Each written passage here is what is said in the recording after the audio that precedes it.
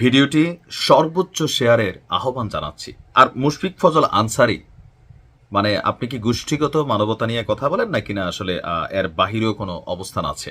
যদি তাই থাকে তাহলে আপনার কাছে প্রত্যাশার কিছু নাই। কিন্তু হিরো আলমকে একবার নির্বাচনের সময় সেখানে একটা ধাওয়া পাল্টা দেওয়া হয়েছিল, এটা আপনি আমেরিকার স্টেট ডিপার্টমেন্টে গরম করে ফেলছিলেন, আর এখন তো আপনি সেইখানে আছেন।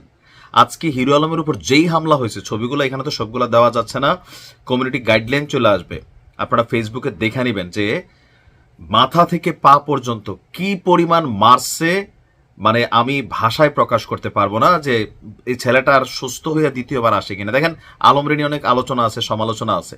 আওয়ামী লীগ সরকারের সময়ও আলম এত পাকনা পাকনা কথা বইলা এত মাইর খাই নাই, আজকে যে মাইরটা খাইছে। এখন কি এটা পলিটিক্যালি খাইছে নাকি নন পলিটিক্যালি খাইছে এটা আসলে বোঝার সুযোগ নাই। তবে ইদানিং সময়ও রাজনীতি নিয়ে বা বিভিন্ন রাজনৈতিক নেতাদের নিয়ে হিরো আলম কিন্তু পাকনা পাকনা কথা বলে, তারও মুখ থামানো উচিত।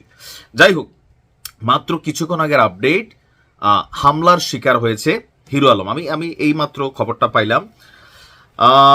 ঘটনার প্রেক্ষাপট হচ্ছে রাত 9টার দিকে রাজধানীর আফতাবনগরে এই ঘটনাটা ঘটেছে। একটা সংঘবদ্ধ দুর্বৃত্তদের হামলার শিকার হয়েছে হিরো আলম। তার শরীরের বিভিন্ন স্থানে সম্ভবত চাপাতি টাপাতি দিয়া দিছে অথবা অন্য কিছুতে মারছে। বেশ কয়েকজন তরুণ, হিরো আলম সেখানে সম্ভবত কোনো কাজ করতেছিলেন, হঠাৎ করেই বেশ কয়েকজন তরুণ মোটরসাইকেল যোগে এসে সেখানে নামে কোনো রকম কথাবার্তা ছাড়াই তাকে বেধড়ক পিটিয়ে মইরা গেছে ভাইবা সাইডে ডাস্টবিনে ফালাই দিয়ে চলে গেছে। পরে এলাকাবাসী তাৎক্ষণিক যখন একটা গ্রুপ এসে হামলা করছে, সামনে কেউ যায় নাই, তো যাওয়ার পরে তাকে আপনার উদ্ধার করে হাসপাতালে নিয়ে যাওয়া হয়েছে। আর এই ঘটনাটা নিশ্চিত করেছে তার স্ত্রী রিয়ামণি। এখন এখানে বিভিন্ন কারণ হইতে পারে, বিভিন্ন কারণের মধ্যে একটা কারণ হচ্ছে ব্যক্তিগত কোনো ইস্যু থাকতে পারে। রিয়ামণিও তার এই মায়ের খাওয়াইতে পারে, ভাই গ্যারান্টি নেই, কারণ রিয়ামণির সাথে ডিভোর্স প্রায় হয়েই গেছিল, আরেক ছেলের সাথে সংসার টংসার করছিল, আবার দেখছি দুইজন মিলছে। আবার হইতে পারে পলিটিক্যাল কারণ, বিএনপি নিয়েও বা বিভিন্ন সময় অনেক ধরনের কথাবার্তা বলে, বা অতীতেও বলছে, বেগম খালেদা জিয়াকে কিন্তু অনেক কথাবার্তা বলছে হিরো আলম। আবার ইদানিং সময়েও কোথায় জানি নির্বাচন করতে চাচ্ছিল, ইশরাকের বিরুদ্ধে সে দাঁড়াবে।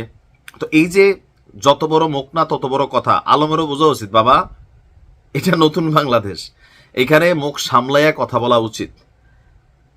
এটা এখন এই মুহূর্তে যা আমরা দেখছি আর কি, বিপিনুরের মাইর দেখেন, অনেক মাইর আওয়ামী লীগের সময়ও খাইছে, এরকম মাইর খায় না, এক মাইর একদম কাইত। হিরো আলম আজকে যেটা খাইছে, আমার মনে যে সন্ত্রাসীরা তাকে মৃত ভাইবা ফেলে চলে গিয়েছিল। তা আমরা এটার দৃষ্টান্তমূলক একটা সাজা চাই, ঘটনার আসল কারণ জানতে চাই। কারণ এই নিয়ে সোশ্যাল মিডিয়াতে কেউ বলতেছে যে আগের সরকারের কাছে তো আলম তুই ভালো ছিলি, এখনকার সরকারের কাছে খারাপ। দেখেন ভাই, এটা সরকারি বিষয় তো না, হতেই পারে ব্যক্তিগত ইস্যু হইতে পারে, রাজনৈতিক ইস্যু হইতে পারে। সো আকবারাইয়া এটা নিয়ে কোনো রকম গুজব ছড়ানোর সুযোগ নাই।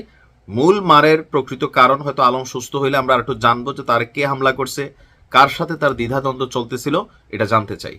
তবে এই মুহূর্তে আলম অসুস্থ আছে, তার জন্য দোয়া, আল্লাহ যেন তাকে সুন্দরভাবে সুস্থ করে আবারও আগের মতো ফিরিয়ে দেয়। ভালো থাকুন।